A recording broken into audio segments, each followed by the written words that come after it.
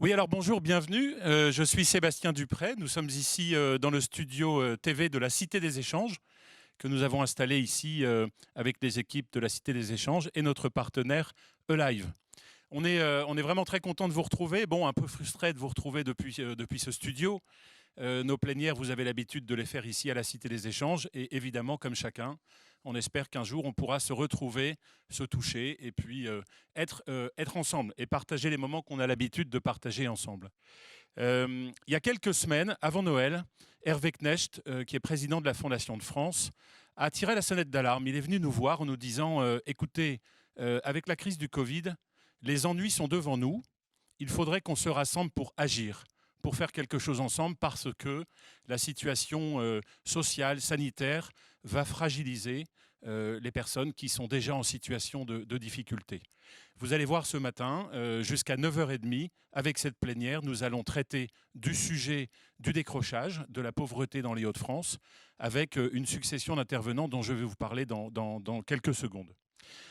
Avant de parler de ce sujet-là, après l'introduction de Jean-Pierre Le Tartre qui est là et qui est prêt à nous dire quelques mots, on a proposé à Jean-Christophe Camard, le président de l'Université de Lille, de venir nous dire quelques mots sur quelque chose qui se joue en ce moment à travers le projet ICIT. Et merci Jean-Christophe de venir parler au nom des universités de la métropole lilloise. Cette plénière Grand Lille Impact, nous l'avons baptisée comme ça. Mais vous verrez, vers 9h15, on dévoilera le nom d'une opération que nous allons lancer tous ensemble. Je ne vais pas vous en dire plus maintenant, mais cette plénière Grand Lille Impact, finalement, on pourrait associer ce que nous vivons à la phrase que Jacques Chirac avait eue au sommet de Rio. Vous vous souvenez quand il disait « La planète brûle et nous regardons ailleurs ». Nous, on n'avait pas envie de regarder ailleurs la situation des personnes qui sont en décrochage. Ce qui fait qu'on vous propose 3-4 séquences sur ce sujet-là, après les interventions de Jean-Pierre et Jean-Christophe. Dans un premier temps, Rodolphe Dumoulin, le haut-commissaire à la pauvreté de la préfecture de région, et Julie Moreau, qui travaille à l'Agence de développement et d'urbanisme, viendront nous poser le contexte de la pauvreté et de la situation des décrocheurs dans les Hauts-de-France, puisque nous nous adressons aujourd'hui au territoire des Hauts-de-France. Dans un deuxième temps, on va demander à 3 experts, 3 expertises, ils seront 4, mais sur 3 sujets différents, viendront nous parler de la situation du décrochage à l'école, avec Break Poverty, Denis Metzger qui est en direct de Lyon, qui nous dira quelques mots. Nous parlerons du problème du décrochage à l'université, on en a beaucoup parlé dans les médias, et Ghislain Cornillon, qui est vice-président de l'Université de Lille, nous dira quelques mots. Au nom des 2 universités, d'ailleurs, là aussi c'est quelque chose dont on est assez content, parce qu'il parlera au nom de l'Université de Lille et de la Cato. Et puis nous aurons aussi un double témoignage avec André Dupont, qui viendra nous parler du décrochage de l'emploi. Et André, je regarde mes notes parce que je suis perdu, André Dupont est accompagné d'Alice Olivry, voilà, excuse-moi Alice, qui viendront nous parler du décrochage de l'emploi. Voilà. Après, on vous parlera de la plateforme qu'on va lancer. Et puis, on verra comment on continue ensemble. On aura un moment d'échange. Aujourd'hui, place à l'engagement, place au Grand Lille Impact. Jean-Pierre, je te passe la parole. Bien, bonjour à tous. J'avais envie de dire ce matin que je suis bien sûr ravi de ce premier comité Grand Lille 2021. Ravi aussi d'avoir, pendant cette période difficile, maintenu la flamme de cette organisation Comité Grand Lille. Ce n'est pas une organisation, mais ce groupement, de ce collectif de Comité Grand Lille au travers notamment des Cafés de l'Après. Et particulièrement ému, tout simplement, ce matin, pour vous dire que le thème que nous avons choisi de traiter et l'initiative que nous vous proposons, au fond, je ne suis pas sûr qu'on aurait pu la faire sans le Covid. Mais la situation de crise dans laquelle nous sommes, la situation de pauvreté, d'inégalité qui se développent et qui vont croissant, nécessite aujourd'hui de se rassembler. Et que la nécessité de la coopération, du collectif est essentielle. Et la particularité de ce matin, et c'est pour ça, c'est le premier élément de mon émotion, c'est que nous avons rassemblé tous ensemble et spontanément cette fondation très importantes de cette métropole autour de ce sujet et qui ont décidé de donner un coup d'accélérateur ensemble à ce sujet de la pauvreté. Et vous voyez, c'est ça qui est en train de changer aujourd'hui dans le monde dans lequel nous sommes. C'est ça, en fin de compte. L'après-Covid, c'est tisser des liens, coopérer pour avoir plus d'impact. Et c'est ça qui est important. Et c'est ça qu'on va essayer de faire aujourd'hui, qu'on a déjà réussi à faire aujourd'hui et qu'on va réussir à faire demain avec vous tous. Pourquoi le comité Grand Lille s'est saisi de ce sujet de la pauvreté? Parce que c'est le sujet numéro 1 ou parmi les numéros 1 de la situation économique.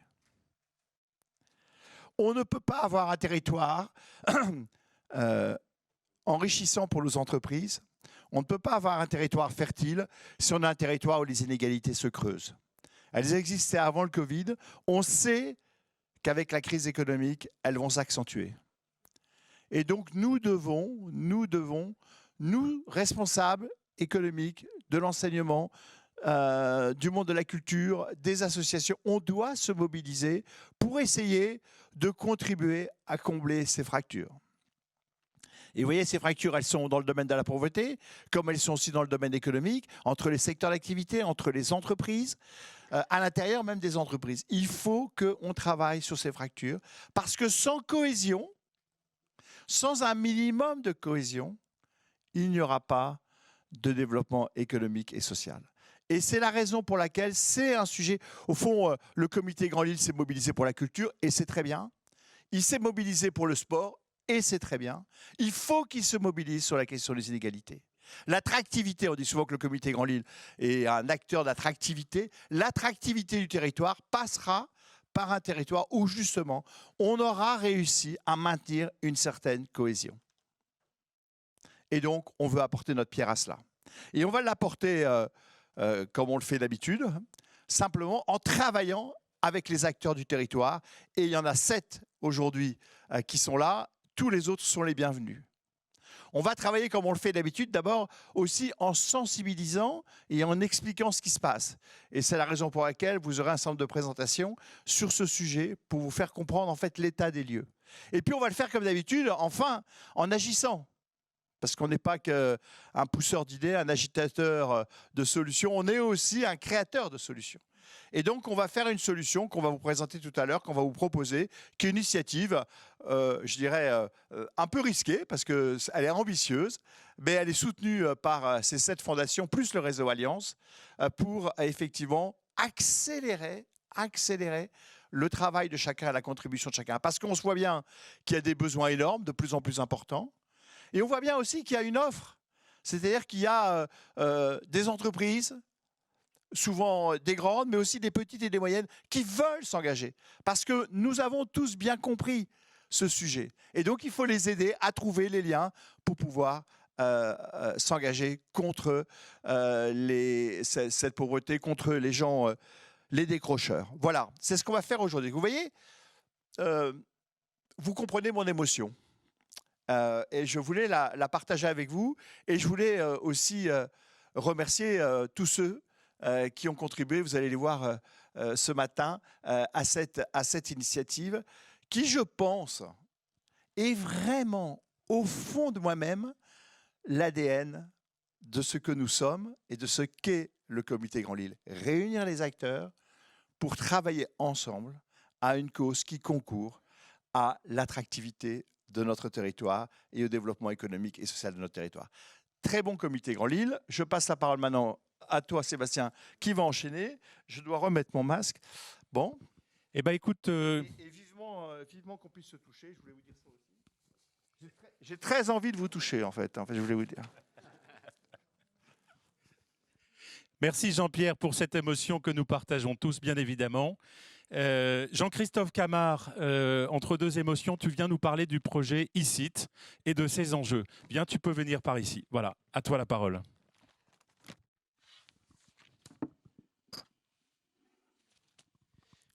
Bien, écoutez, bonjour à toutes et à tous. Merci au comité Grand Lille de me donner la parole au nom d'ailleurs des établissements d'enseignement supérieur et de recherche, pour vous faire un point donc, sur le projet ICIT. Alors l'acronyme ICIT, je le rappelle, hein, c'est Initiative Science, Innovation, Territoire, Économie. Donc nous sommes en plein dedans, hein, territoire, économie, nous y sommes. Donc peut-être très rapidement vous repositionner ce projet, et puis vous faire un peu un point d'étape, et puis donc une forme de projection. Donc ces PIA, ce qu'on appelle les programmes d'investissement d'avenir, sont nés en 2008 hein, sur le grand emprunt, avec un PIA qui était en fait un appel à projet autour des IDEX et des ICIT.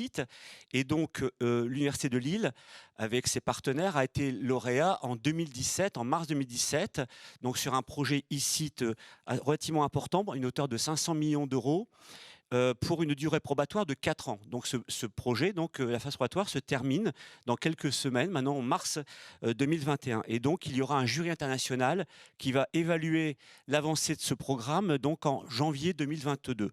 Donc nous atteignons, je vais dire, cette dernière ligne droite. Alors quelles sont les motivations de ces appels à projets?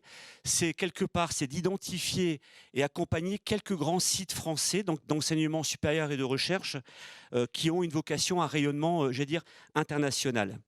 Et pour cela, il y a 2 grandes missions, c'est d'identifier, je dirais, la signature scientifique et puis surtout de faire coordonner toutes les forces en présence sur un site pour être encore, je vais dire, encore plus fort. Et donc ce projet ICIT nous apporte une enveloppe de l'ordre de 20 millions d'euros par an pendant cette phase probatoire et qui sera évidemment renouvelée à partir de janvier 2022 si nous sommes définitivement lauréats. Alors, où en sommes-nous sur le projet? Donc, depuis 2017, un travail considérable a été fourni. En ce qui concerne la partie scientifique, je pourrais considérer qu'il y a à peu près 80% du chemin parcouru. Et nous avons, en particulier sur la formation, la recherche, mais aussi sur le relation internationale, puisque je rappelle que notre situation, j'allais dire, privilégiée au nord sur l'Europe du Nord-Ouest est à exploiter, bien sûr. Et l'ICIT s'est organisé d'un point de vue de la recherche, en particulier autour de 4 grands piliers que sont la santé de précision, les sciences pour une planète en mutation, le numérique au service de l'humain et autour des sciences humaines et sociales, un pilier qui s'appelle culture, société et pratique en mutation. Donc ça, nous sommes cette fois-ci identifiés. Lille porte les excellences, notamment dans ces 4 grands domaines. Donc c'est notre objectif, évidemment, c'est d'amplifier ces domaines d'excellence et évidemment élargir la base par la notion d'interdisciplinarité, puisque nous disposons sur ce site lillois de toutes les sciences disponibles. Sur la partie institutionnelle, c'est la dernière étape, c'est peut-être une étape plus compliquée à réaliser, et elle doit donc nous rapprocher dans un même établissement, dans une même maison qu'on appelle un EPE. Donc c'est un établissement public expérimental que la loi permet depuis 2018 et de sortir un peu du carcan du fonctionnement des universités françaises. Et donc cet établissement, on l'a en grande partie réalisé. Pourquoi? Parce que depuis mars 2017, nous avons fusionné les 3 universités lilloises, Lille 1, Lille 2, Lille 3. Nous avons transformé le fonctionnement d'université, puisque l'université était composée de 32 composantes. Nous sommes passés à 11 composantes. Nous avons également accueilli la commu. Et donc, ces grandes composantes deviennent un peu des leaderships dans leur domaine. 3 exemples. La faculté de santé qui regroupe toutes les forces autour de la santé, faculté qui fait maintenant 21 000 étudiants, plus grosse faculté de santé d'Europe, il faut le signaler. Nous avons créé la plus grande business school publique française en rapprochant 3 composantes, donc sous l'égide d'un IAE, et donc à peu près une business school qui va, donc publique bien sûr, qui va rassembler à peu près 5 000 étudiants. Nous avons aussi constitué le plus grand IUT français en fusionnant les 3 IUT qu'on pouvait à l'époque trouver dans Lille 1, Lille 2, Lille 3. Et donc la dernière étape institutionnelle, c'est de créer cet établissement avec nos partenaires que sont donc l'École supérieure de journalisme, l'ENSAP, donc l'École nationale supérieure d'architecture et du paysage, l'ENSET, l'École nationale supérieure des arts et industries textiles à Roubaix, et Sciences Po Lille. Pourquoi ces 4 établissements? Parce que ce sont des établissements dans leur statut permettent de rejoindre en fait l'université, de créer donc un nouvel ensemble. Et donc nous finaliserons cet établissement pour mars 2021, donc dans quelques semaines maintenant. Centrale Lille, qui était, j'allais dire, dans la partie dans le premier tour, s'est un peu écarté, a fait un pas de côté et préfère rester encore probablement pour une durée de 2 ans dans le mode, j'allais dire, associatif. Évidemment, les organismes de recherche, en particulier le CNRS, l'INSERM, l'INRIA, le CHU, évidemment, l'Institut Pasteur, sont des partenaires de premier rang auxquels, bien sûr, j'associe la Cato avec Junia, le réseau d'écoles d'ingénieurs, ou encore l'IMT Lille Douai. Alors ce label, évidemment, il faut absolument le préserver pour le site lillois. C'est absolument indispensable pour le développement économique de notre territoire. Alors, on le gagnera tous ensemble, ça j'en suis profondément convaincu. Pourquoi? Parce que cette labellisation, évidemment, en fait, la transformation de l'enseignement supérieur et de la recherche en France montre que demain, il y aura deux grandes familles, les grandes universités qui auront une visibilité mondiale et les universités de territoire, ce qui n'est pas péjoratif, mais on voit bien que l'État alimentera, suralimentera ces grandes universités. Donc il faut absolument rester à la partie et donc bénéficier donc de ces financements spécifiques qui seront uniquement alloués à ces grandes universités. Donc ça, c'est extrêmement important. Il faut qu'on porte ces excellences, mais aussi l'inclusion. C'est un des thèmes aujourd'hui. L'Université de Lille, c'est 80 000 étudiants. C'est la plus grosse université française. On est fiers d'embarquer tous ces jeunes, notamment ces jeunes qui sont en difficulté et qui viennent trouver à l'université donc une voie et un avenir désirable. Il faut évidemment donc amplifier cette attractivité. Le président vient de le signaler. C'est extrêmement important. Augmenter la visibilité internationale qui permettra donc aux entreprises aussi de se développer grâce à l'université. Je rappelle que l'université, l'enseignement supérieur et la recherche, j'allais dire, sont au service d'un territoire. Il ne faut pas l'oublier, ça. Et donc nous sommes là pour vous accompagner une jeunesse et accompagner le développement économique. Former les étudiants au métier de demain, je pense que ça aussi c'est un enjeu colossal et qu'une grande université à visibilité mondiale pourra encore mieux se positionner. Amplifier, promouvoir l'innovation. L'innovation se nourrit de la recherche de haut niveau. Maintenir un niveau d'équipement qui doit être des meilleurs en Europe. Nous serons dotés dans quelques semaines une ERMN 1200 qui sera un appareillage unique en Europe, donc il faut le signaler.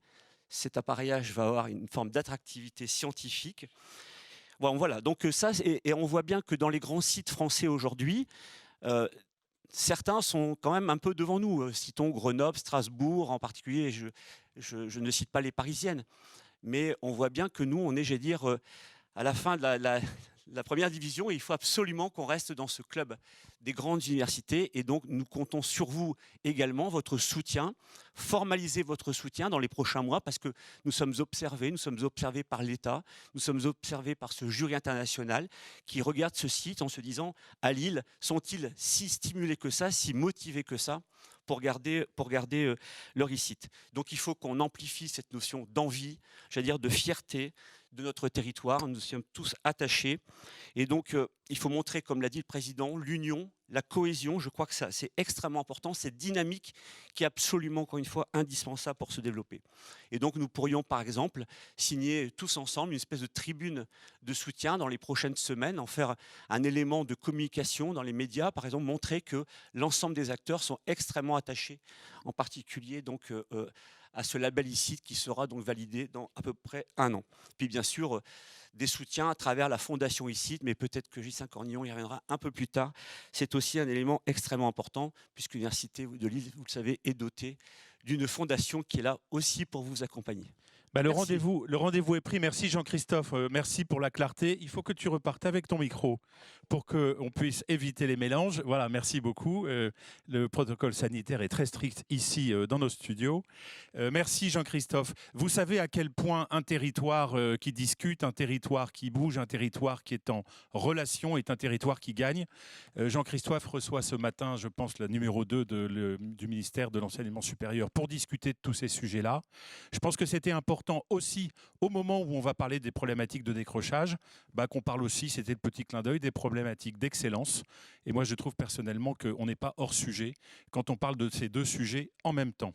Voilà, alors ça c'est la transition pour donner la parole à Rodolphe Dumoulin, le haut-commissaire à la pauvreté à la préfecture de région. Rodolphe, tu peux nous rejoindre ici pour venir exprimer. Nous allons commencer donc la séquence sur Grand Lille Impact.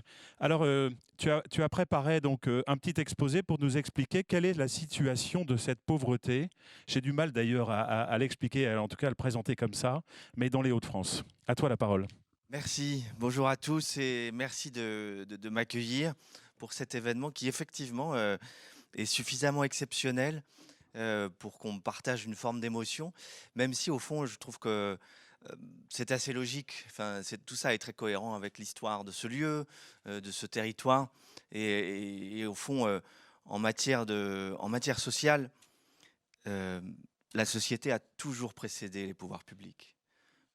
Que ce soit l'Église, hein, l'action sociale a d'abord été caritative, et les entreprises qui ont construit la sécurité sociale avant l'heure, avec des sursalaires patronaux, et ici, dans ce territoire minier, textile, c'est dans ce territoire que des chefs d'entreprise responsables ont eu l'intuition, avant les pouvoirs publics, de l'intérêt de protéger leurs propres travailleurs et de préserver la cohésion de leurs équipes. Et donc, sur le temps long, on a presque oublié ça, parce qu'entre-temps, tout ça, c'est laïcisé, publicisé, institutionnalisé. Mais sur le temps long, ce qui se passe ce matin est complètement cohérent avec l'histoire de ce territoire. Alors, la pauvreté dans les Hauts-de-France, je ne vais pas vous abreuver de chiffres, mais ça ne vous étonnera pas, on est la région la plus pauvre. Voilà. En France continentale métropolitaine. Voilà. Hormis l'outre-mer et la Corse qui ont des taux de pauvreté, mais qui sont dans des situations incomparables. Voilà. Dans la France métropole continentale, les Hauts-de-France, c'est 18% de pauvreté en moyenne, c'est-à-dire 4 points de plus en gros que la moyenne nationale, et avec des pointes chez les jeunes et chez les familles monoparentales à presque 30%. La pauvreté aujourd'hui en France et dans les Hauts-de-France, c'est d'abord et avant tout la pauvreté des jeunes. Hein. En gros, pauvreté des jeunes versus pauvreté des âgés, c'est du simple au double. Voilà. C'est la réalité aujourd'hui de la pauvreté. Et avec une géographie de la pauvreté, je ne parlerai pas de la MEL puisque la DULM va en parler juste après, mais qui est concentrée alors, dans les grandes métropoles, mais aussi sur le bassin minier, sur la Sambre-et-Venoix-Thiérache, sur l'est de la Somme, sur le littoral et sur le bassin de Creil. En gros, il y a un couloir central qui va plutôt bien dans les Hauts-de-France, le long de l'A1, en gros. Les franges de l'A1 vont bien, voilà. Et les bordures de l'A1 vont bien, et les franges de la région, du littoral ou de l'extrême, vont mal. Et donc ça, c'est la réalité de la pauvreté qui commençait à réduire en 2019. Le taux de pauvreté commençait légèrement à diminuer en 2019 par l'effet de la prime d'activité, vous savez, les 100 € des Gilets jaunes, qui ont eu quand même un effet ciblé sur les travailleurs pauvres et qui commençait à améliorer la situation. Et on sait qu'on n'a pas encore les chiffres définitifs en 2020, mais tout ça va s'aggraver. Une deuxième réalité que je voulais partager avec vous, c'est celle des jeunes. 12 000 jeunes, c'est-à-dire 8% de cette classe d'âge en Hauts-de-France, qui ne sont ni à l'école, ni en emploi, ni en apprentissage, ni en formation. Il faut se le répéter plusieurs fois, hein, 12 000 jeunes, 8%. Voilà.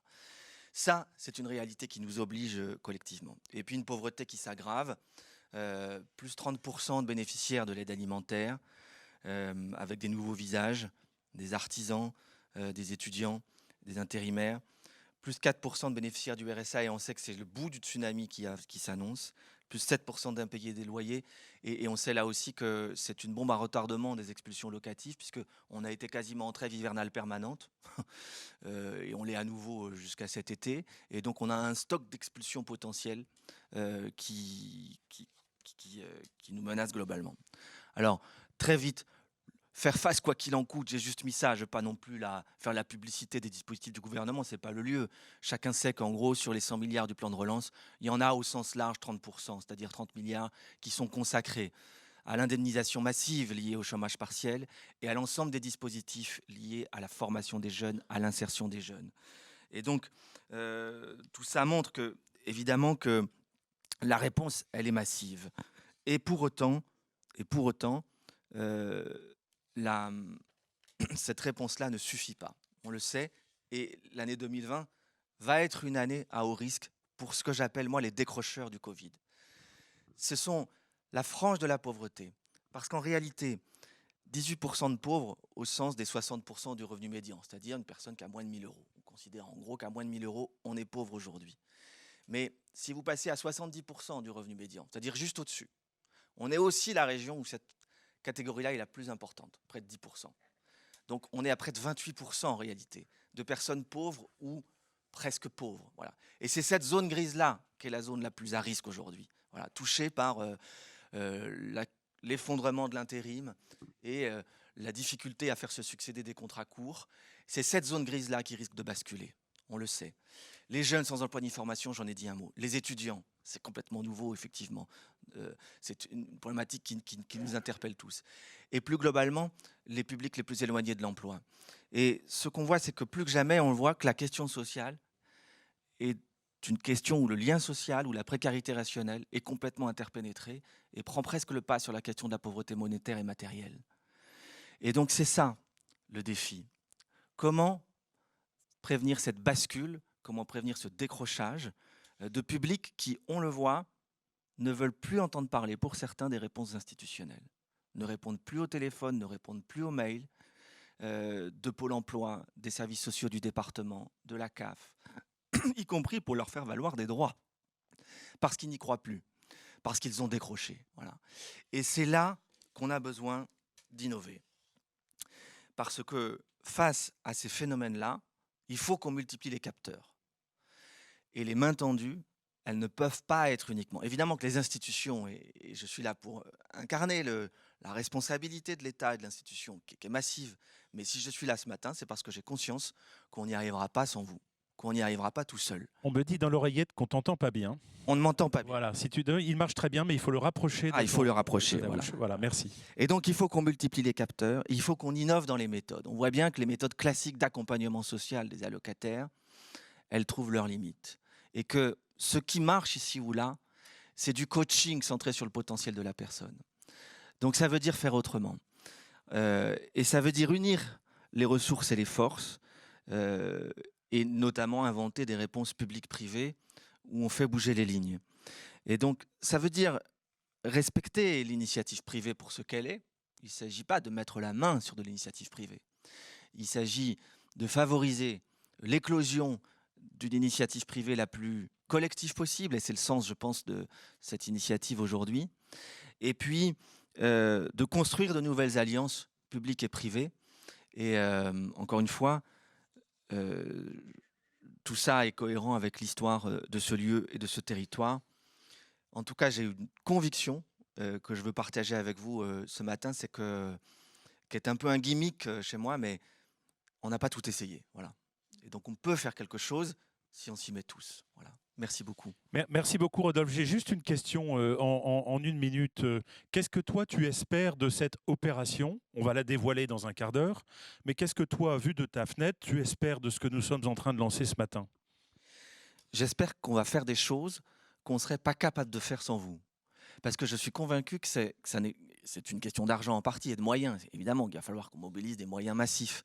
Mais c'est aussi une question de méthode. Et c'est là que je pense que les entreprises peuvent faire autrement, peuvent nous aider à faire autrement et à interpeller aussi les pouvoirs publics et les institutions. Et moi, ce que j'attends, c'est ça, c'est d'être étonné et de découvrir des pépites. Évidemment que j'ai déjà en tête, quand Thierry m'en a parlé, des trucs où je me dis, ça, on pourrait le multiplier, le faire essaimer. Voilà. Mais j'espère ne pas imaginer aujourd'hui ce qu'on va pouvoir découvrir comme pépites à révéler, à essaimer, parce que le défi est tellement énorme qu'on ne peut pas répondre à ce défi uniquement avec les méthodes d'hier. Super, merci, puisque c'est toute la doctrine de Jean-Pierre Le Tartre, la méthode. Donc, tu parles d'or, merci. Alors, je propose que Julie Moreau, de l'Agence de développement et d'urbanisme, qui est directrice générale déléguée de l'Agence de développement et d'urbanisme, bonjour Julie, bonjour, vienne compléter le regard de Rodolphe. On connaît bien l'Agence d'urbanisme et ses capacités à nous donner des cartes, des chiffres et prendre un petit peu de hauteur. À toi la parole pour nous expliquer un petit peu cette situation dans la région et dans la métropole. Merci Sébastien et merci au Comité Grand Lille de cette invitation.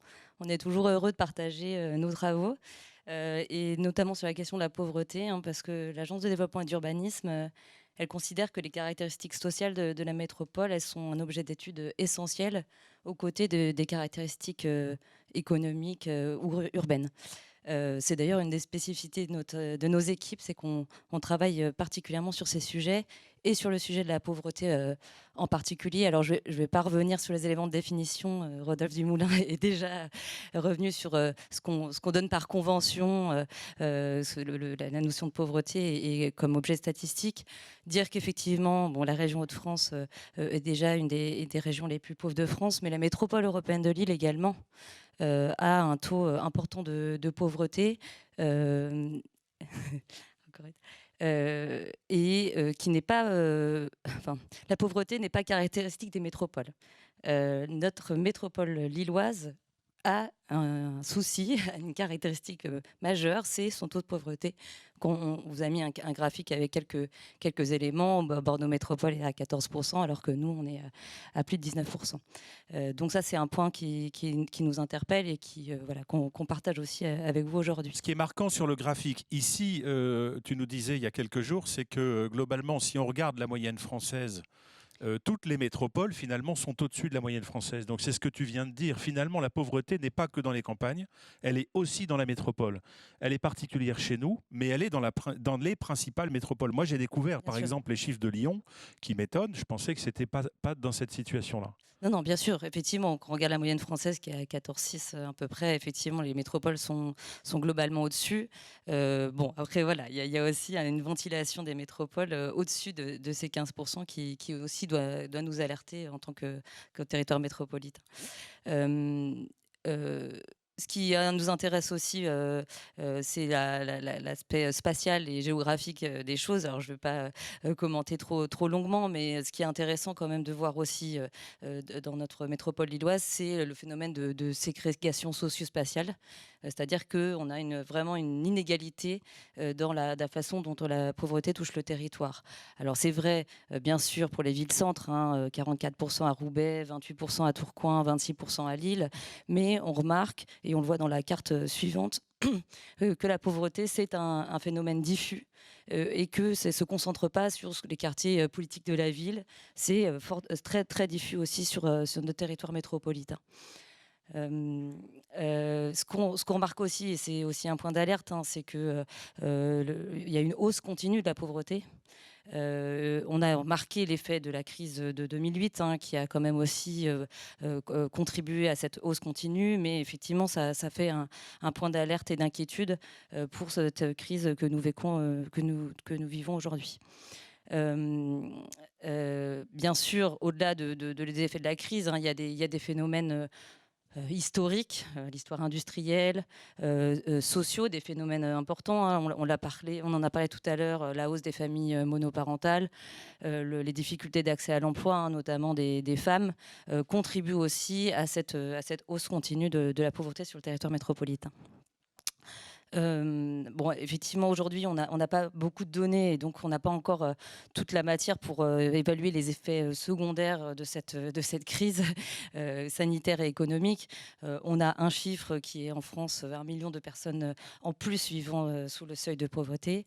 Donc ça nous interpelle. À l'agence, évidemment, c'est un objet de suivi. On a un observatoire conjoncturel et on lance un observatoire des impacts de la crise. Mais c'est aussi un objet d'étude. On croit beaucoup aux apports de la sociologie pour comprendre les trajectoires de vie aussi. Et donc ça, c'est aussi un point qu'on aura, j'espère, le plaisir de partager avec vous dans des prochaines instances. Merci beaucoup Julie, parfaite présentation et dans le timing en plus, super. Vous m'avez aidé à retomber sur nos pattes puisqu'on est vraiment dans l'heure. Merci Julie, on continuera à travailler ensemble. J'ai une petite information à vous donner, vous savez qu'on est plus de 300 là à être connectés, donc je salue toutes les personnes qui sont chez eux, qui sont peut-être en train de prendre leur petit déjeuner. Pour nous c'était un petit peu plus tôt. Deuxième chose, c'est qu'au fur et à mesure de notre plénière, on a gardé un quart d'heure à la fin pour faire des échanges. Vous avez un outil de chat sur cet outil Webex, donc vous pouvez cliquer sur votre écran l'outil de chat, poser vos questions et puis Alice, Noémie et Soraya vont pouvoir nous les passer et on tâchera d'avoir cet échange ensemble. Voilà, ceci étant dit, maintenant on va passer aux choses concrètes, j'ai envie de dire. On a proposé, après avoir posé ce décor que vous venez de découvrir avec nous, on a demandé à 3 expertises, et je dis bien 3 expertises parce qu'on est tous des experts dans nos registres, de venir expliquer comment ils s'y prennent, avec quelle méthode ils travaillent, sur les 3 sujets dont Rodolphe Dumoulin a parlé tout à l'heure, qui étaient les 3 sujets d'urgence actuels, les problématiques de décrochage à l'école, les problématiques de décrochage à l'université et les problématiques de décrochage de l'emploi, on pourrait dire du travail. Alors, nous avons depuis Lyon Denis Metzger. Est-ce que Denis est connecté? Alors, on me fait signe que Denis n'est pas connecté. Alors, peut-être que la technique va réussir à trouver une solution. Donc, ce que je propose de faire, c'est qu'on va changer le déroulement de notre plénière pour pouvoir se donner le temps de nous connecter avec Denis Metzger, qui est le président de Break Poverty. Et je propose, Guilain, et merci de ta souplesse, si tu en es d'accord, de venir parler du décrochage à l'université et finalement, comment est-ce que aujourd'hui, avec l'Université catholique, vous vous y prenez pour adresser cette question-là. Viens, Guilain. Je dis toujours Guilain et je m'en excuse encore, c'est Ghislain. Voilà, pardon Ghislain. Bonjour, merci beaucoup, enchanté et bienvenue à tous. Donc Ghislain Cornillon, je fais partie de l'Université de Lille, mais aujourd'hui je vais parler avec une dimension un petit peu différente. Tu peux enlever ton masque si tu veux, mais tu peux le garder si tu veux le garder. Non, je ne veux pas le garder, voilà. C'est un réflexe. C'est un bon réflexe. Donc d'abord, merci, un grand merci à Sébastien, à Jean-Pierre, merci au comité Grand Lille de nous permettre cette mise en place de solidarité. Merci de nous unir, c'est très important. Aujourd'hui, je prends la parole au nom de l'ensemble des étudiants de la métropole lilloise, qu'ils soient à l'Université catholique ou à l'Université de Lille. C'est très important de comprendre que cette parole est rare, puisque le fait de prendre la parole ensemble, c'est quelque chose d'assez exceptionnel dans le temps, d'extraordinaire dans notre vécu. Nous représentons 90% des étudiants de la métropole de Lille. Je parle de 110 000 étudiants, qui sont dans une situation parfois difficile, ce que nous appelons les empêchés numériques. Je vais vous en parler bien sûr beaucoup plus précisément. C'est-à-dire que le décrochage que nous vivons, ça n'est pas un décrochage de compétences, c'est un décrochage d'équipement. C'est tout simplement des étudiants qui ne peuvent pas vivre leurs cours ou qui ne peuvent pas réaliser leurs partiels parce qu'ils ne sont pas dotés de matériel qui leur permettrait de le faire. Je parle d'ordinateurs, de webcam, d'imprimantes pour pouvoir parfois imprimer ou leur dossier, leur rapport. Il ne s'agit donc pas d'électronisme, c'est-à-dire tout simplement de manque de compétences pour utiliser Internet. Il y a 1 personne sur 6 en France quand même qui ne sont pas connectés. C'est pas ça. Ce sont des gens qui savent très bien faire mais qui n'ont pas le matériel pour le faire. Et c'est dramatique. Tout est en distanciel actuellement dans l'enseignement supérieur et la recherche. 95% des cours se passent en distanciel et certains étudiants le font sur leur portable, leur téléphone portable. Je parle même de partiels sur téléphone portable. J'en parlerai tout à l'heure. Donc, le décrochage numérique, chez nous, s'appelle l'empêchement numérique. Les personnes sont empêchées, elles ne peuvent pas réaliser leur formation, leur structure.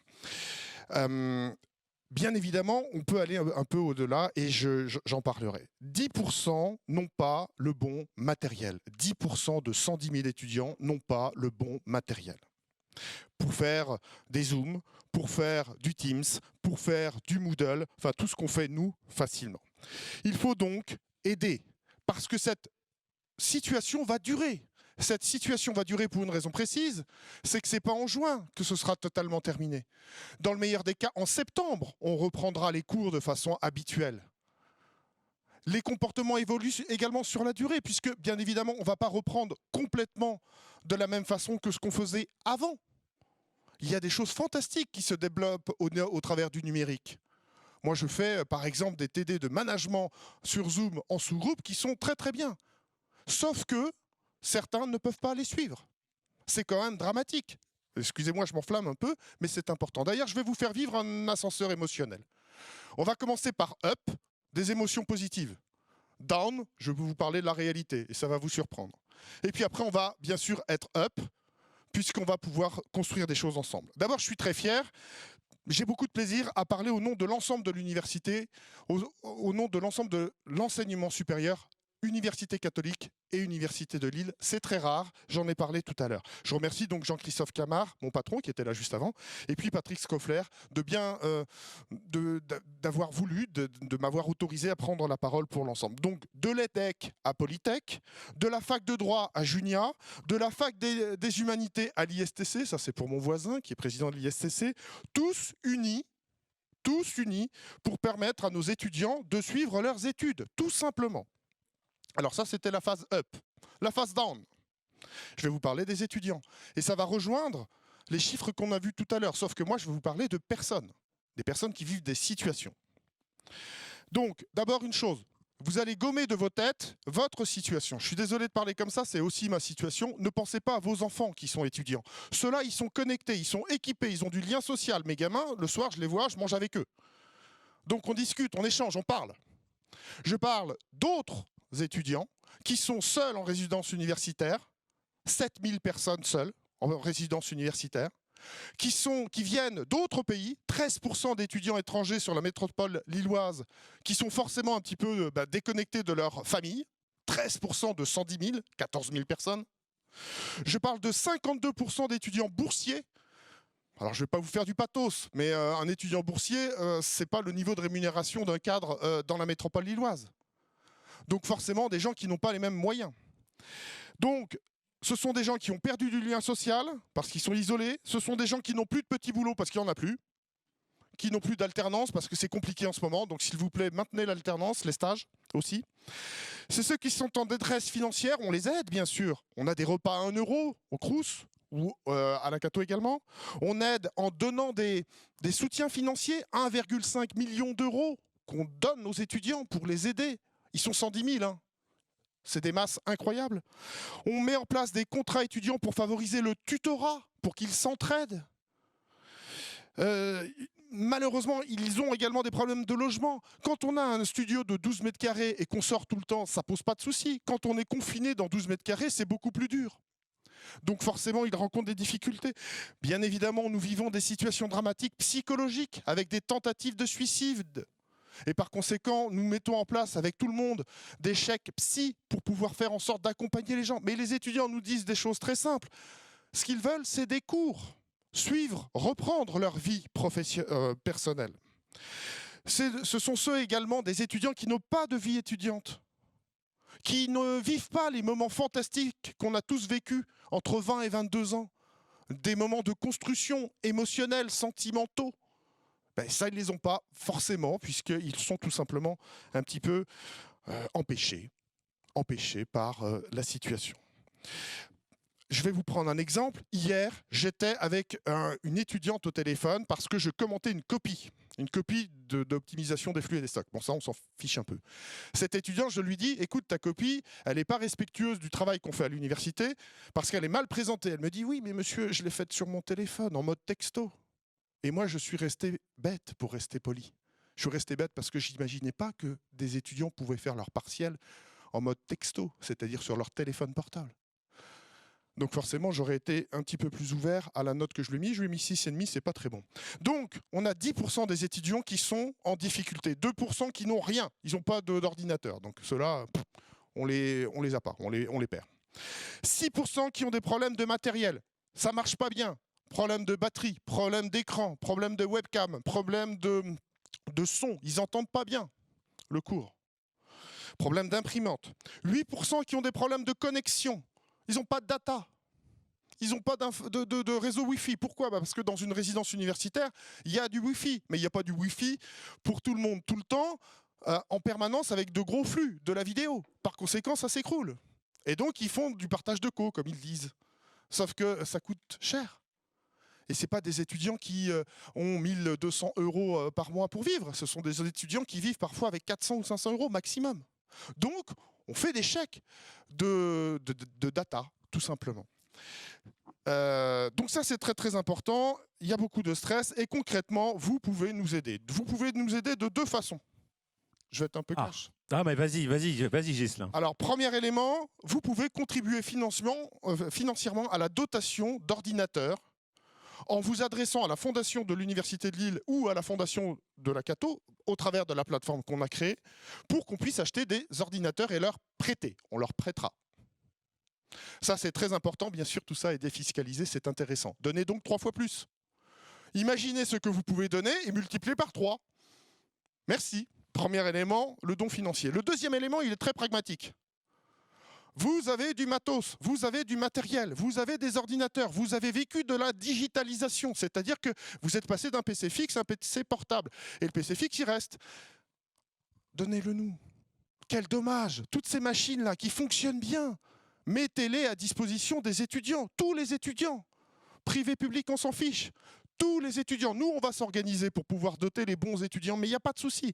Avec Didier Payon à la Cato, avec Anne Delamotte, chez nous, à la Fondation de l'Université de Lille, on met en place des systèmes très simples. On a mis une clé de répartition, pour vous dire les choses franchement. Et ça va permettre d'aider des milliers de gamins. Des milliers de gamins parce qu'ils auront des PC, des imprimantes, des accessoires prêtés par l'université. Ce qui permettra d'avoir des gens qui vont sourire, qui vont pouvoir être connectés et qui pourront tout simplement vivre efficacement leur scolarité d'étudiant, ce qui compte beaucoup pour un étudiant. Donc, moi, j'avais juste mis des visages. Parce que moi, ce que je voulais, c'était tout simplement vous montrer des gens connectés, des étudiants qui ont des ordinateurs, des étudiants qui sont en train de travailler collectivement avec du matériel informatique. Et bien ça, c'est pas pour tout le monde. C'est pour certains étudiants, mais pas pour tout le monde. Parce que certains ne peuvent pas, parce qu'ils ne sont pas dotés. Donc l'empêchement numérique est une cause fantastiquement importante. Voilà, je m'excite un peu, excusez-moi, mais je suis touché par ça, parce qu'honnêtement, voilà, on a quand même des situations qui sont surprenantes. Et ce ne sont pas des gens faibles en compétences. Ce sont des gens qui ne sont pas dotés. Voilà, excusez-moi. Mais ne t'excuse pas, bravo, parce que nous aussi, tu nous as émus, Ghislain. Et franchement, on est vraiment dans notre sujet. C'est-à-dire qu'on voit bien ces décrochages à l'école, à l'université et à l'emploi. Là, on va parler avec Denis Metzger du décrochage à l'école. Ce qui est important, et on en parlera tout à l'heure, c'est de pouvoir connecter vos besoins à vous et l'envie d'agir et l'envie de faire des gens qui nous écoutent. Et donc, merci beaucoup parce qu'on a bien compris le message. Aujourd'hui, sur le décrochage à l'université, c'est aider l'empêchement numérique. Donc, très concrètement, si vous avez des ordis fixes qui dorment dans des entrepôts, donnez-les, on les donnera aux étudiants, on les prêtera aux étudiants, on trouvera une solution et les choses iront mieux pour eux. Merci Ghislain.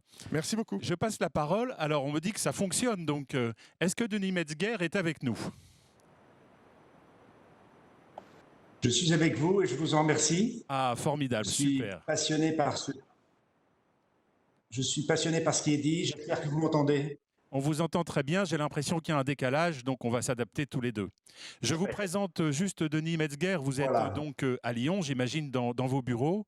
Voilà, Lille et Lyon, on connaît le compagnonnage de nos deux métropoles. Donc, au passage, petit clin d'œil à nos amis lyonnais. Vous êtes chef d'entreprise. Et quand vous n'êtes pas au boulot, eh bien, vous vous êtes engagé il y a déjà quelques années avec quelques complices, quelques associés, pour créer Break Poverty. Vous nous expliquez ce que c'est que Break Poverty et puis ensemble, on discutera de vos besoins. À vous la parole. Merci beaucoup. Donc, en deux mots, Break Poverty est une fondation qui a été créée par des chefs d'entreprise, dont le patron du bureau du BCG à Paris qui nous a donné de la méthode et qui nous a orientés sur l'analyse causale de la pauvreté pour essayer de déterminer quelles sont les meilleures solutions transformantes. Les chefs d'entreprise qui ont rejoint Break Poverty sont des chefs d'entreprise qui sont indignés par le déterminisme social en France qui veut qu'un enfant pauvre, un enfant qui naît pauvre, devient nécessairement un adulte pauvre dans notre pays. Comme vous le savez, nous sommes l'avant-dernier pays de l'OCDE en matière d'égalité des chances. Et nous avons pensé que ce combat était juste et que les entreprises avaient des choses à contribuer pour combler cette injustice. Quel est notre rôle dans ce combat ?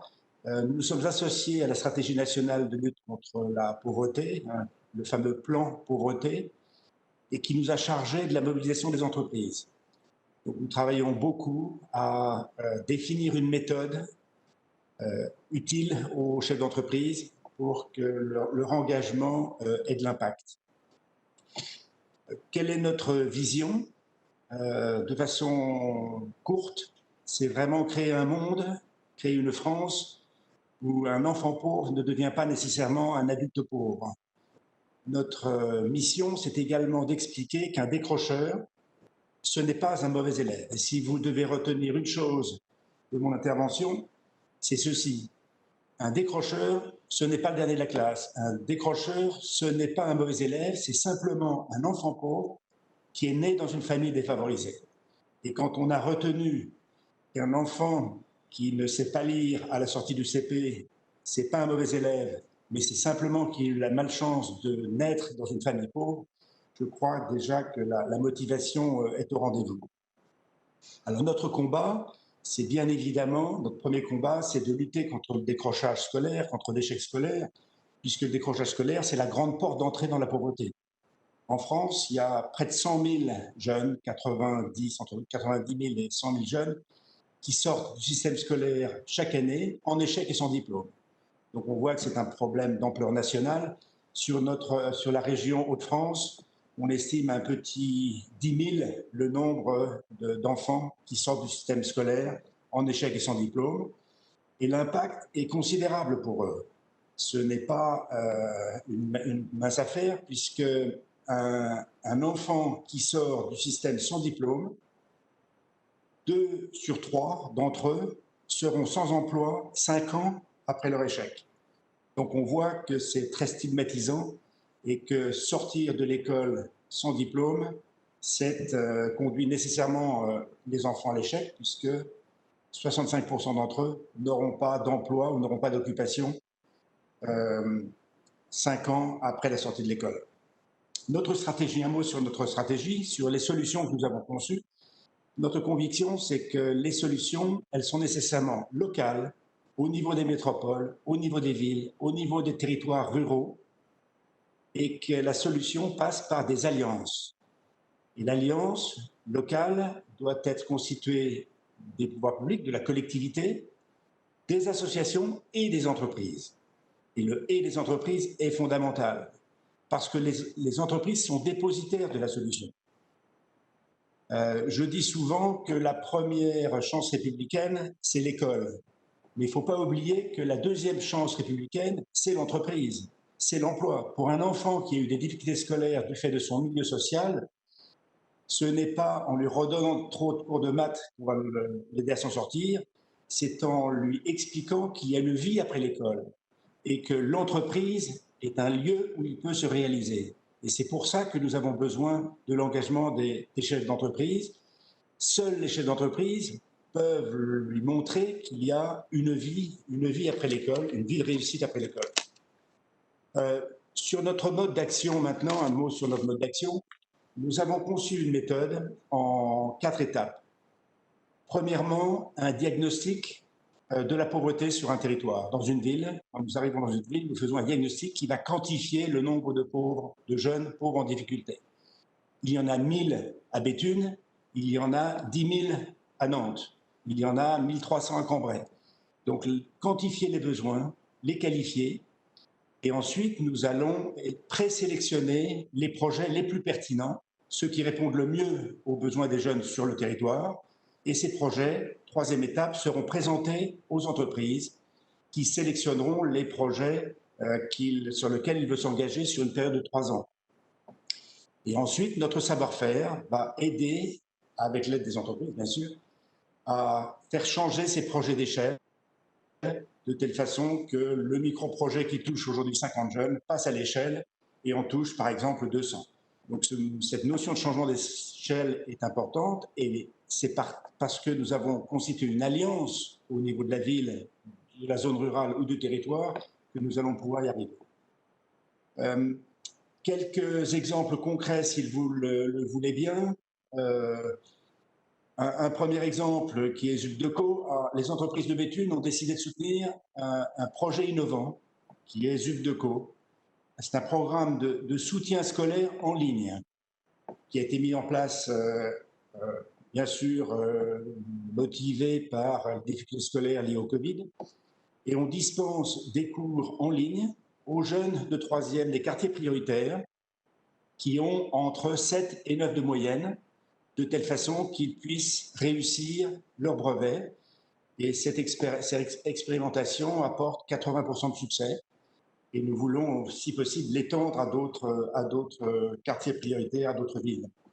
L'Envol, un deuxième projet que nous aimons beaucoup, qui s'adresse surtout aux enfants brisés. Beaucoup d'enfants viennent de l'assistance, de l'aide sociale à l'enfance, et nous aidons les enfants à se réinsérer vers la formation et l'emploi par de la thérapie de groupe et par le théâtre. Donc les enfants sont pris dans un groupe théâtral pour se resocialiser.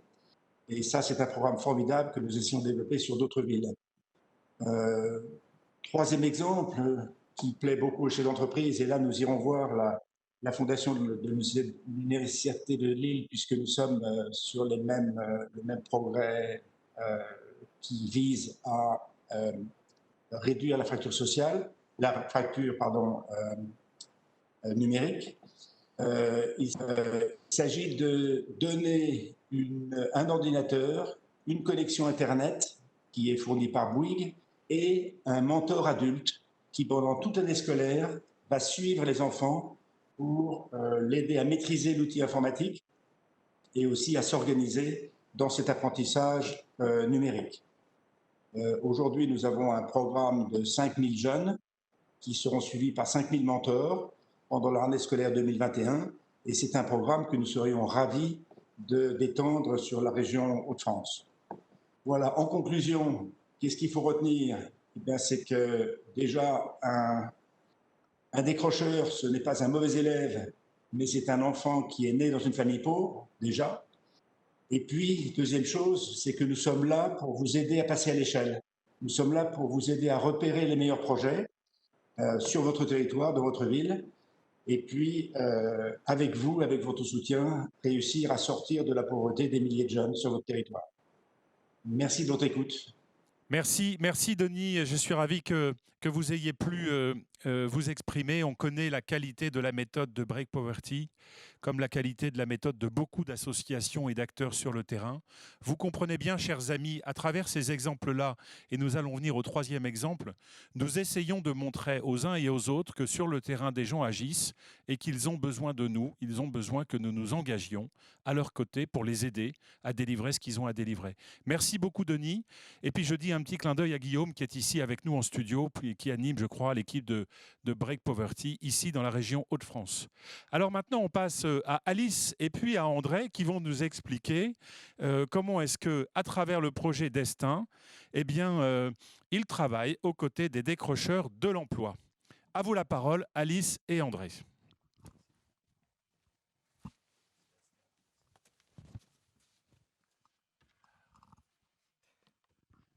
Qui commence?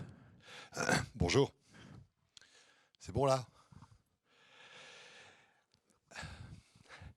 Il s'appelle Kevin, elle s'appelle Sandrine, il s'appelle Brahim, elle s'appelle Laïla. Ils habitent à Aniche, à Rosevarandin, à Douai, à Fourmi, à Maubeuge, à Lens, à l'Île-Sud, à Roubaix, à Tourcoing. Ils n'ont pas vu une entreprise depuis des lustres. Pour les jeunes notamment, ils n'en ont jamais vu. Ces jeunes, ils ne connaissent même pas l'odeur d'un café le matin. Ils ne connaissent pas le bruit d'un réveil. Quand ils sont nés, ils étaient les seuls à se lever pour aller à l'école. Leurs parents étaient déjà au chômage. Ces femmes, ces hommes ont renoncé. Ils ne croient plus en leur destin. On les appelle les invisibles. Ils sont invisibles d'abord à leurs propres yeux. En 2019, avec la Sauvegarde du Nord, avec l'État, avec beaucoup de fondations, nous avons renversé la table. Nous avons tenté cette utopie pour créer pour eux, puisqu'ils ne viennent plus vers nous, on est allé vers eux, on a créé des hubs où du matin au soir, du lever au coucher, avec bienveillance, avec exigence, on leur propose à la fois un psychologue, un travailleur social, un entrepreneur, un formateur qu'ils posent leur sac à dos, qu'on ne leur demande pas de remplir des dossiers, on leur propose de rallumer en eux une étincelle, pour tout dire, d'allumer le feu. Dès qu'ils ont un lundi, un vendredi, un samedi après-midi, une envie, on n'attend pas 2 mois d'inscription. Tout de suite, on leur trouve une solution. 1000 personnes, 1000 destins.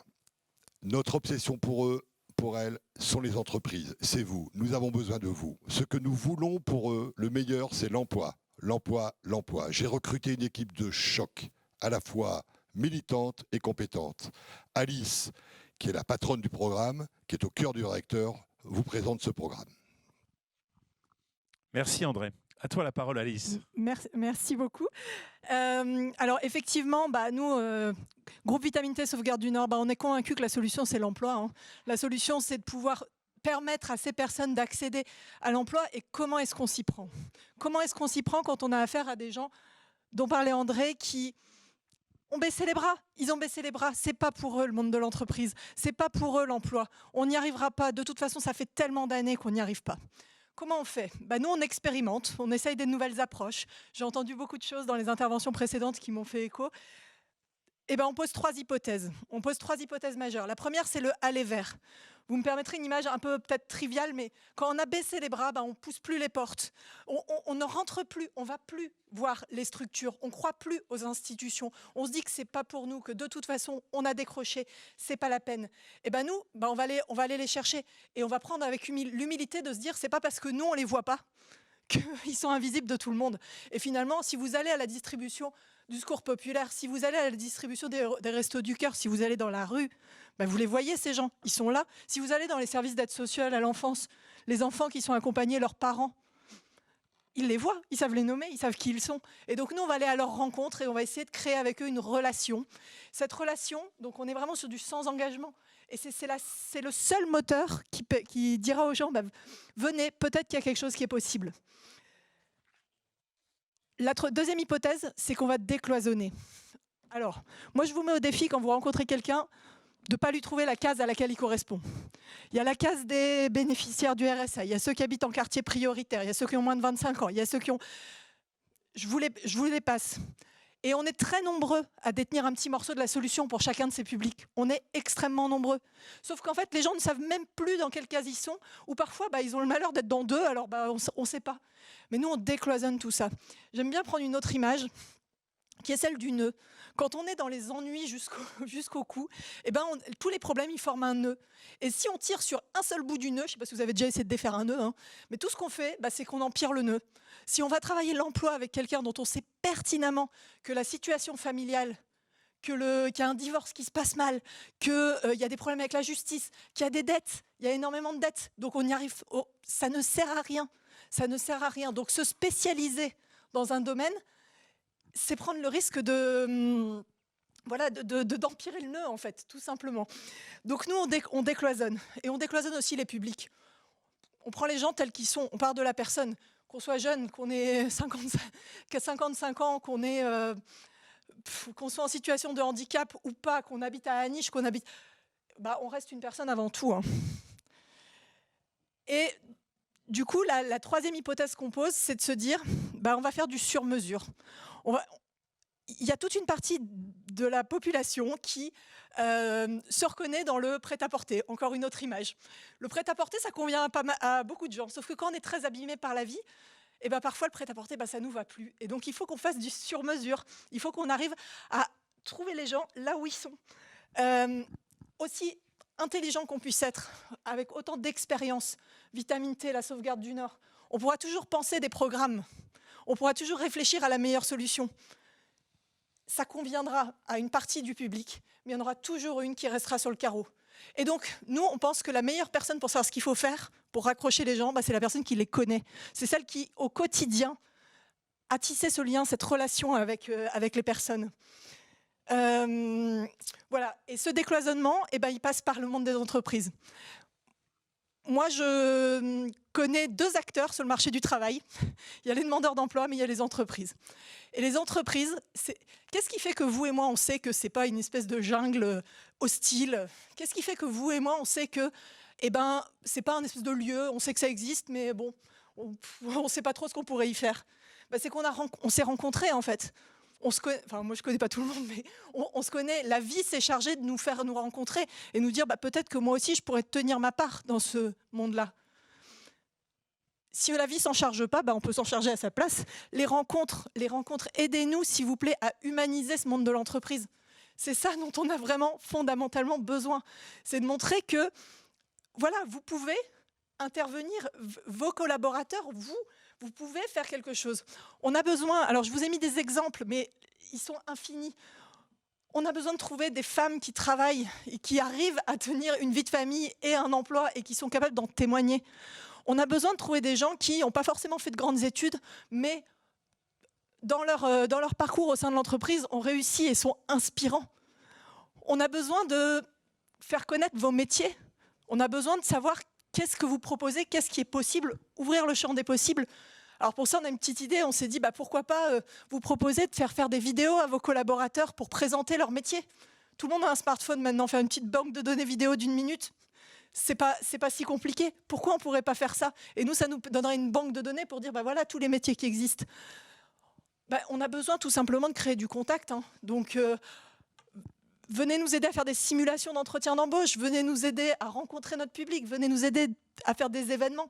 Et puis évidemment, venez nous aider à embaucher notre public aussi, donner leur chance à ces gens qui n'ont pas un parcours tout lisse, qui parfois ont rencontré plein d'épreuves dans leur vie, mais qui pour autant ont quand même des choses à apporter, ont un talent, et nous on en est convaincus. Voilà, c'est ce que j'avais envie de vous dire.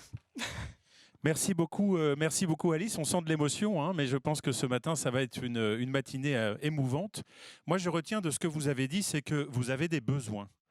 Vous avez des besoins, vous avez une multitude de besoins, mais en échangeant avec vous, j'ai retenu que vous aviez surtout besoin de témoignages inspirants. C'est-à-dire que je porte de la considération vis-à-vis des personnes qui sont en décrochage en leur expliquant mon parcours pour leur montrer que c'est possible et qu'un avenir, une trajectoire est possible. Merci beaucoup à tous les deux. Merci André, merci à tous les deux. Nous sommes exactement dans le timing, donc ça c'est chouette. On va pouvoir passer à l'étape suivante.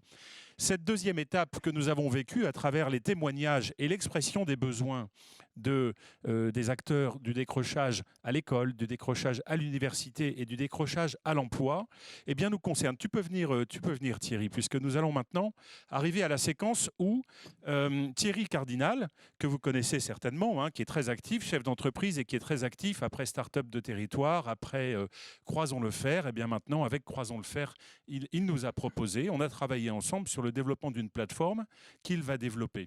Moi, je voudrais juste dire une chose. En introduction, je vous ai parlé de la formule de Chirac, la maison brûle et nous regardons ailleurs. Face à l'expression de tous les besoins que nous avons entendus ce matin, nous vous proposons de ne pas regarder ailleurs et de vous engager. Thierry, comment est-ce que tu proposes aux gens de s'engager? Donc, on n'est plus dans le pourquoi, on est dans le comment maintenant. Merci Sébastien. Quelle introduction par rapport à tout ce qu'on a entendu ce matin, beaucoup d'émotions, beaucoup d'envie, mais aussi beaucoup de besoins. J'ai envie de commencer en reprenant l'expression de Ghislain tout à l'heure, up and down. Je trouve que ce matin, on a eu des solutions concrètes. Voilà, on entend Alice, ses convictions, ses envies, on sent qu'elle porte des solutions. On entendait Denis à travers Break Poverty, pareil, des solutions concrètes. On a entendu Ghislain tout à l'heure dire « j'ai des solutions ». Mais le down, c'est désolé Rodolphe, désolé Julie, mais on sent quand même que ces solutions pour accélérer, pour être à la hauteur des besoins aujourd'hui, notamment de notre territoire régional, ces solutions ont des besoins, et des besoins, ils l'ont exprimé tout à l'heure, des besoins concrets, que ce soit des besoins en temps, que ce soit des besoins en matériel, que ce soit des besoins en ingénierie, mais aussi, on l'a entendu, des besoins en argent.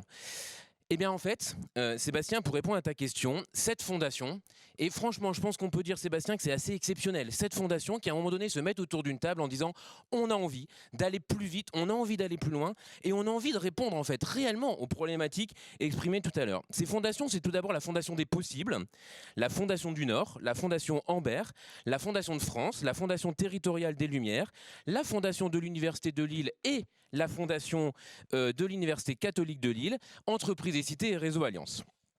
Ces fondations se sont mis autour de la table et ont confié à Croisons le Fer l'idée de mener une expérimentation autour d'un guichet unique qui serait le premier guichet unique qui fait rencontrer les besoins des acteurs sociaux, les besoins d'Alice, les besoins de Ghislain, avec des engagements des acteurs économiques. Je vous explique comment ça marche tout de suite. Vous allez voir, c'est aussi simple qu'un coup de fil, mais je pense que est arrivé le moment de dévoiler le logo. Donc le logo de ce guichet unique, donc Call and Care.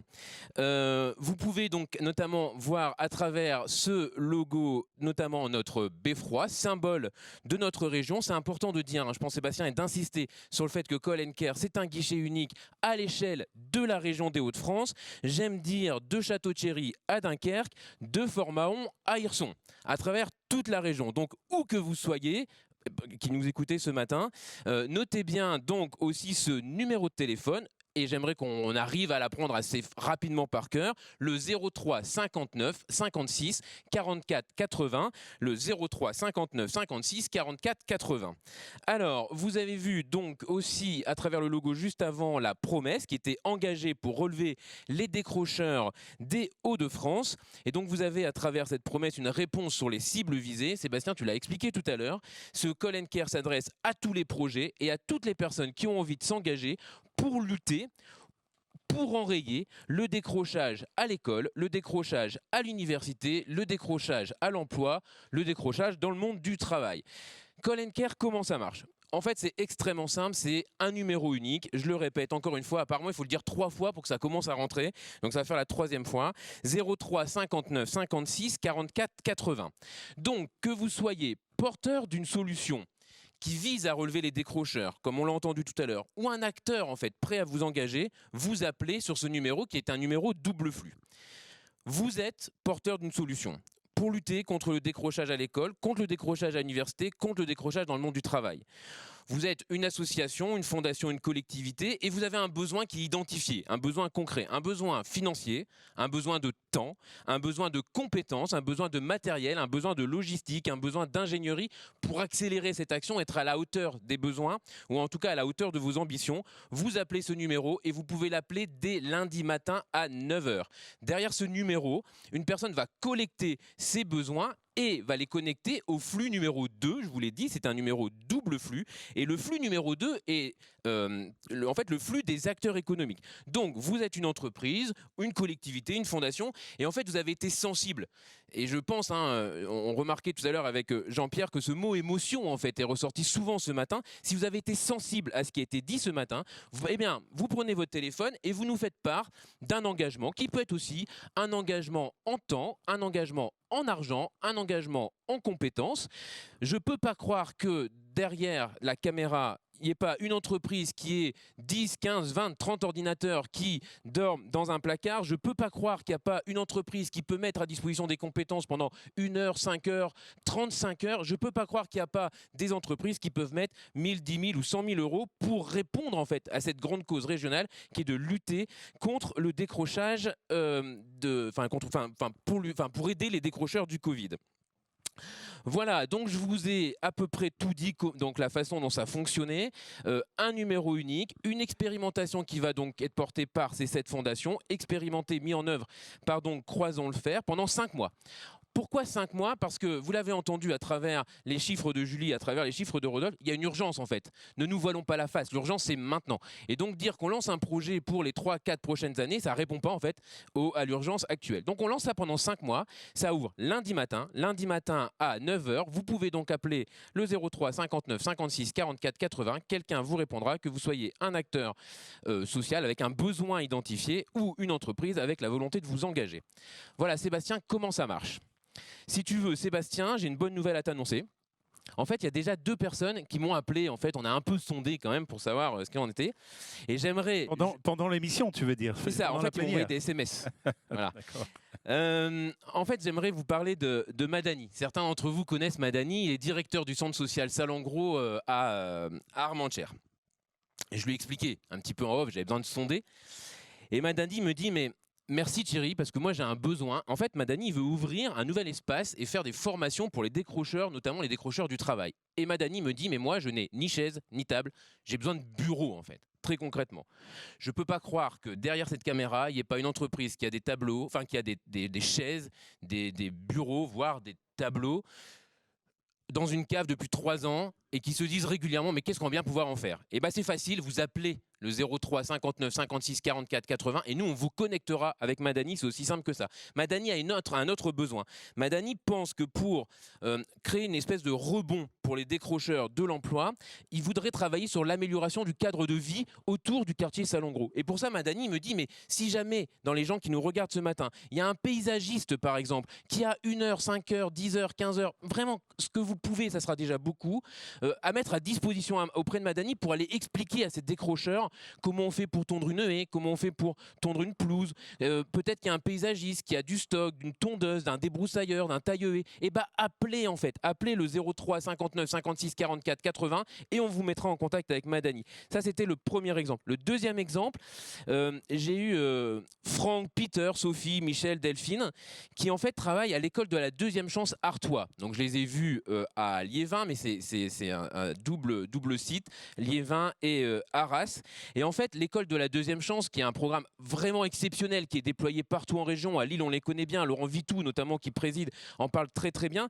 Et ben en fait à Liévin, Franck, Peter, Sophie, Michel me disaient mais en fait nous on n'a pas le problème que vous avez dans l'entreprise du dernier kilomètre. Nous notre problème c'est les premiers 100 mètres. Et en fait les décrocheurs du Covid on a besoin d'aller à leur rencontre. Mais pour aller à leur rencontre, et ben en fait ils ont besoin là pendant peut-être uniquement 3 mois d'un minibus pour aller dans les quartiers et aller à la rencontre. Ils n'ont pas de minibus. Et ben moi, pareil, ce matin, je ne peux pas croire qu'à travers nos 300 ou 400 connectés, il n'y ait pas une entreprise qui a un minibus qui dort sur un parking depuis le début du confinement ou début du couvre-feu. Et ben en fait, rendez ce moyen matériel que vous avez disponible pour pouvoir lutter contre les décrocheurs.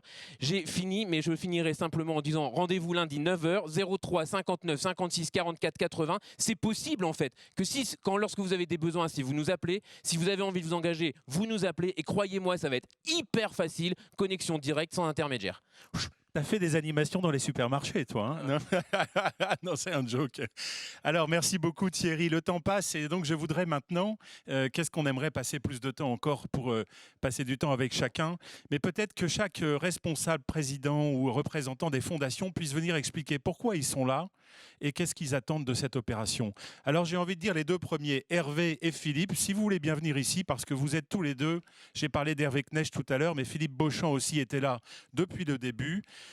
Philippe Beauchamp qui représente la Fondation des Possibles, Hervé Knecht qui représente la Fondation de France. Tu peux rester, mais on va s'éloigner parce que Covid oblige. Parce que je prends beaucoup de place. Non, j'ai pas dit ça, Philippe. J'ai pas dit ça. Ça commence. Qu'est-ce que tu fais là, Philippe? Et pourquoi la Fondation des Possibles a dit tout de suite OK, on y va? Vous savez, il y a une grande phrase qu'on nous donne dans tous les séminaires un peu pontifiants qui dit tout seul on va plus vite, ensemble on va plus loin. Mais je pense qu'aujourd'hui cette phrase, il faut la mettre dans un placard. Je pense qu'ensemble on va plus vite et que donc l'idée qui a germé de plusieurs fondations, d'entreprises et cités, du club gagnant, d'une organisation structurée qui permet de mettre en parallèle des besoins et des ressources, c'est l'idée réellement du « ensemble nous irons plus vite et donc plus loin ». Et donc moi je me bats depuis longtemps, et je vais bientôt me taire puisque j'ai 45 secondes, pour que nous travaillions ensemble. Ensemble les fondations et aussi ensemble les entreprises. La Fondation des Possibles, c'est une fondation qui regroupe 22 entreprises qui travaillent ensemble et qui également permettent de faire, par l'intermédiaire de leurs salariés, beaucoup de choses par le biais du mécénat de compétences. Et je pense que le mécénat de compétences, ça va être une des réponses à l'appel qu'on lance aujourd'hui, ici. J'ai fini, j'étais plus court qu'André Dupont, je suis ravi. Mais il était bon, André, parce qu'il lui aussi, il a fait court tout à l'heure. Hervé, à toi la parole. Pourquoi tu es là? Je suis là parce que je crois qu'il y a vraiment urgence. Enfin, nous sommes vraiment dans l'urgence, dans la situation aujourd'hui de notre région et notamment avec cette quantité impressionnante de décrocheurs. comme disait Philippe, je crois que on vit une première déjà, c'est que un certain nombre de fondations se mettent ensemble face à cette urgence pour y répondre le mieux possible et ensemble, et attirer aussi d'autres fondations de notre région sur cet objectif. Rassembler au fond ces acteurs de la philanthropie, bien évidemment, et avec ces acteurs de la philanthropie, rassembler les entreprises. Je pense que c'est ensemble, et je vois pas autrement, je vois pas d'autre méthode que de le faire ensemble. Donc ça, je crois que c'est important. Et enfin, au-delà des grands dispositifs dont nous avons pu parler, moi, je crois qu'il faut aussi donner les moyens d'expérimenter des initiatives nouvelles sur les territoires. Je crois beaucoup à ça.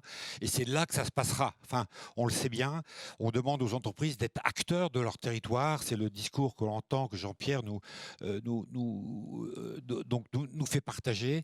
Et je pense que là, on a une occasion unique, je crois, et urgente de le faire absolument ensemble. Voilà pourquoi je suis là. Et tu vas jouer un rôle, non seulement celui d'avoir été à l'initiative de ça, mais tu vas jouer un rôle important. La Fondation de France, avec Laure de Couvlar et ton équipe, va jouer un rôle important parce que tout l'argent que nous allons récolter sera logé dans une ligne à la Fondation de France. Dans la méthode que nous allons utiliser, ça me donne l'occasion de le dire, chaque semaine, le lundi matin à 8h30, nos 7 fondations vont se réunir. Colin Care fera le bilan des appels, de l'expression des besoins et de l'expression des engagements. Chaque fois qu'il y aura un engagement financier, eh bien, le virement sera fait à la Fondation de France. Donc vous voyez que les choses sont bien pensées. Et ensuite, nous déciderons tous ensemble de la destination de l'argent qui aura été confié à la Fondation de France à travers cette plateforme Colin Care. Je pense que c'était important de le dire parce que les choses sont bien bordées. Tout à fait. Et nous restons très fidèles à ce qui se met en place, c'est-à-dire qu'il y a une plateforme, Colin Care, c'est elle qui va recueillir les promesses de dons, et en fonction de ça, une petite équipe derrière va voir comment, au fond, travailler avec ces dons. Je répète, vous pouvez donner du temps, vous pouvez donner de l'argent, vous pouvez donner du matériel. Merci les amis. Alors on a aussi la Fondation du Nord avec Mathias Pau, son président, et puis la Fondation Amber avec Magali de Swart, qui est cofondatrice de la Fondation Amber. Voilà, alors vous vous succédez sans trop vous croiser de près. Hein. Jean-Pierre a dit qu'on pourrait se toucher, mais c'est pas encore maintenant. Hein. Je pense que, sauf si Jean-Pierre, tu as des nouvelles de Jean Castex, mais je ne pense pas encore. Magali de Swart, qu'est-ce que toi aussi, en tant que Fondation Amber, tu fais là et pourquoi tu as suivi cette initiative ? Alors bonjour à tous. Mets bien le micro près de la bouche. Merci. Bonjour à tous. Moi, je trouve qu'il est très important, de manière générale, d'être dans des actions positives et constructives, et peut-être encore plus maintenant dans cette période que nous vivons ensemble. Cette plateforme, elle répond à des besoins et offre la possibilité de mener une magnifique action de solidarité régionale et d'essayer ensemble de faire changer les choses. Et donc, je trouve que c'est vraiment une bonne chose et ça vaut la peine d'essayer de faire sortir quelque chose de positif de toute cette situation. Voilà. Merci Magali. Mathias Pause, toi tu es président de la Fondation du Nord. Bonjour, oui. Alors pourquoi tu es là et qu'est-ce que tu attends de cette opération ? Alors la baseline ou en nouveau français, le hashtag de la Fondation du Nord, c'est jouons au collectif. On le disait tout à l'heure, la Fondation du Nord qui a maintenant 3 ans a été lancée à l'initiative du département et de son président Jean-René Le Serre, cherche à mettre en relation des moyens de compétences, des moyens financiers et des initiatives de territoire, des projets. Lundi dernier, pas plus tard que lundi, on a mis en commun les moyens de la Fondation du Nord, les moyens de mobiliser par André Alice dans un programme Destin. Voilà, comment on essaime sur le territoire des initiatives qui ont fonctionné, on duplique, on met à l'échelle. Je crois que ça a été dit tout à l'heure, la mise à l'échelle est importante. Comment on se groupe ensemble, Fondation, l'initiative Colin Care, Croisons le fer, pour faire face à cette crise inédite. Et on a dit il y a un sentiment d'urgence, Thierry l'a dit tout à l'heure, et on ne fera pas la relance sans tout le monde, et notamment pas sans les jeunes. Et donc comment unir nos forces, comment devenir plus forts ensemble, et aller plus vite pour jouer collectif et vraiment amener une réponse à cette crise inédite en ne laissant personne sur le côté. Merci Mathias, merci Magali. On continue avec maintenant Dominique Soyer qui représente la Fondation territoriale des Lumières et puis Jean-Pierre Letarte qui représente le Fonds de dotation entreprises et cités et qui viendra animer la partie échange et la conclusion. Juste Ghislain, tu as évoqué tout à l'heure la Fondation de l'Université de Lille. J'imagine que les gens ont compris pourquoi tu étais là et puis qu'est-ce que tu attendais, hein, j'imagine. Mais si tu voulais ajouter quelque chose, libre à toi de le faire. Mais la Fondation de l'Université de Lille est bien là, avec nous aussi dans cette aventure, vous l'avez lu dans les logos. Dominique Soyer, même question. Même question. Tu peux enlever ton masque si tu veux. Hein. Essayer de trouver une réponse différente. Le premier sujet, c'est bravo au comité Grand Lille. Quel engouement, quelle émotion, on l'a tous dit. Et peut-être le premier message, c'est celui-là, c'est de la partager, cette émotion. Parce que l'émotion, c'est le moteur de l'engagement, le moteur de l'action. Et ce que nous cherchons ce matin, c'est vraiment de l'action, des solutions, mettre en place des solutions à impact sur des territoires. Alors, je représente une petite fondation. Je suis le petit du paysage des fondations de la région, la Fondation territoriale des Lumières, qui travaille sur le territoire du bassin minier. Alors je ne suis pas venu pleurer sur le bassin minier parce que ce territoire a décidé de se prendre en main et était engagé dans un grand programme de renouveau grâce à l'État et aux collectivités locales pour organiser son développement. Mais justement, le développement du bassin minier, il a besoin de faire en sorte qu'on raccroche tous les wagons à cette dynamique du développement urbain et du développement économique qui est celui du renouveau du bassin minier. Et les wagons dont on parle ce matin sont les décrocheurs qu'il faut aller chercher et pour lesquels il faut mettre en place des solutions sur mesure. C'est le deuxième message important qu'on a entendu ce matin, notamment dans la bouche d'André. Les décrocheurs, ils ont des problèmes multiples. Ils ont des problèmes de santé, ils ont des problèmes d'équipement, on l'a vu, des problèmes d'informatique, d'électronique. Ils ont des problèmes d'accès, ils ont des problèmes de mobilité, de problèmes de logement, des problèmes de formation. Et la question principale, c'est de mettre en place des solutions adaptées à leur situation. Et les fondations, elles sont bien pour ça. C'est un véhicule qui est pratique dans la mesure où les fondations, elles sont impliquées sur leur territoire, elles connaissent les acteurs de leur territoire et par le biais des appels à projets qu'elles lancent, après avoir identifié les difficultés sur lesquelles on veut travailler, elles lancent des appels à projets qui permettent d'aller chercher les porteurs de projets et d'apporter les solutions dont ils ont besoin pour mettre en place leur action, leurs solutions. Et ces porteurs de projets, ils sont de multiples formes là aussi. C'est des individus, c'est des citoyens, ce sont nos locataires. Et donc, on leur apporte de l'ingénierie, des moyens, des dispositions pour leur permettre d'amener leur projet à maturité et d'être efficaces pour régler les problèmes des décrocheurs.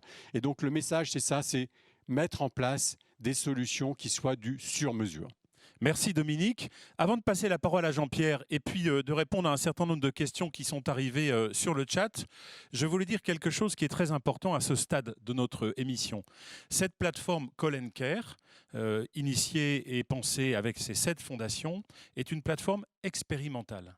Cette plateforme, finalement, nous l'avons voulue à titre expérimental jusqu'à l'été, ce qui fait qu'elle va fonctionner jusqu'au 30 juin, à partir de lundi matin jusqu'au 30 juin. À quel numéro de téléphone, Thierry ? 03 59 56 44 80. Voilà, ça s'affiche, merci. Moi aussi, il va falloir que je la prenne par cœur. Et à titre expérimental, ce qui fait que ce que nous allons faire tous ensemble à partir de l'été, c'est de, 1, faire le bilan de cette opération, et 2, regarder comment est-ce que nous allons éventuellement pouvoir la mettre à l'échelle, c'est-à-dire dupliquer, multiplier, agrandir. Vous êtes nombreux à être connectés, hein, vous êtes plus de 300 à être connectés ce matin, donc on est vachement contents. Parmi vous, il y a un certain nombre d'élus. Il y a le président de la Chambre de commerce, il y a le président du Conseil général du Nord, Jean-René Le Serre, que nous saluons. Tous nous envoient des messages en disant « mais nous voulons en être, nous sommes à vos côtés ». Ce qui fait que, dans un premier temps, nous allons faire cette expérimentation. Chacun est le bienvenu pour venir proposer. Vous avez vu que d'ailleurs, on a dit qu'une collectivité, des salariés d'une collectivité ou d'une fondation qui ont envie de contribuer, peuvent venir contribuer. Et à partir de l'été, je dirais sous l'autorité de Jean-Pierre Letarte et sa sagesse, on regardera comment est-ce que nous pourrons mettre ceci à l'échelle. Mais d'ailleurs, Jean-Pierre Letarte, toi, tu es président du Fonds de dotation entreprises et cités. Pourquoi ce Fonds de dotation entreprises et cités est associé aussi, en tant que fonds de dotation, à cette démarche ? Je voulais d'abord dire que j'ai aucune autorité. que ma vocation, elle est plutôt de faire travailler les gens ensemble. Voilà, donc, et je pense qu'aujourd'hui, on avance là-dessus. Mais ce n'est pas sous mon autorité. C'est simplement qu'on travaille tous ensemble et on a envie de travailler ensemble. La bienveillance aurait dû. Alors, donc la Fondation Entreprises et Cités, bien entendu, est acteur de cette opération. Vous savez que c'est la fondation qui regroupe l'ensemble des activités d'Entreprises et Cités et qui a décidé effectivement de s'investir dans l'excellence du territoire et dans l'attractivité du territoire.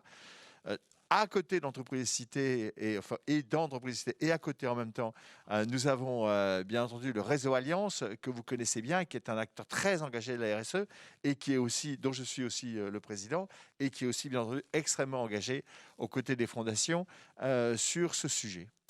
Voilà. Merci Jean-Pierre. Je regardais les messages, je vois qu'il y a déjà des gens qui ont appelé la plateforme, qui proposent des choses, donc c'est formidable. Il y a une entreprise qui a appelé pour proposer des chaises.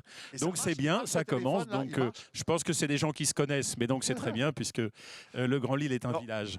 Voilà. Jean-Pierre, peut-être un mot de conclusion. Oui. Vas-y, à toi la parole. Oui, non, écoutez... tu peux peut-être enlever ton masque si tu veux. Pardon, tu veux. Dominique est quelqu'un de safe, donc... Non, écoutez, je voulais simplement vous dire, au fond là, on a mis concrètement ce qu'est la coopération, le collectif, le travailler ensemble, et on l'a mis très physiquement avec une plateforme et un numéro de téléphone, donc 03 59, Philippe. 56 44 80, Philippe, c'était pour toi celui-là. 56 44 80, avec un numéro de téléphone pour effectivement connecter les besoins et les offres. Mettre ensemble, travailler ensemble. Il ne s'agit pas de dire que c'est l'un qui est le chef de l'autre ou l'un qui absorbe l'autre. Non, c'est tous ensemble, collectivement. Et vous voyez, c'est ça, je pense, encore plus qu'hier, dont a besoin nos territoires, dont a besoin le corps social et le corps économique.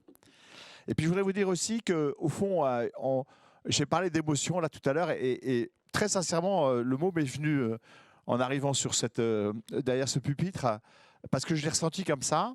Mais je pense que j'ai envie de vous dire qu'aujourd'hui, l'émotion, pendant ces 7h30, on est passé de l'émotion à l'énergie et de l'énergie, bien entendu, on passe à l'action. Et donc, à partir de maintenant, il faut passer à l'action.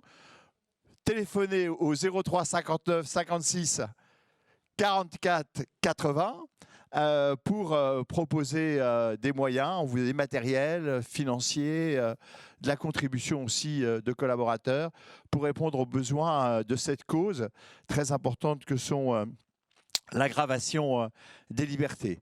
Donc merci à tous, merci aux fondations qui étaient donc cette fondation plus le réseau Alliance.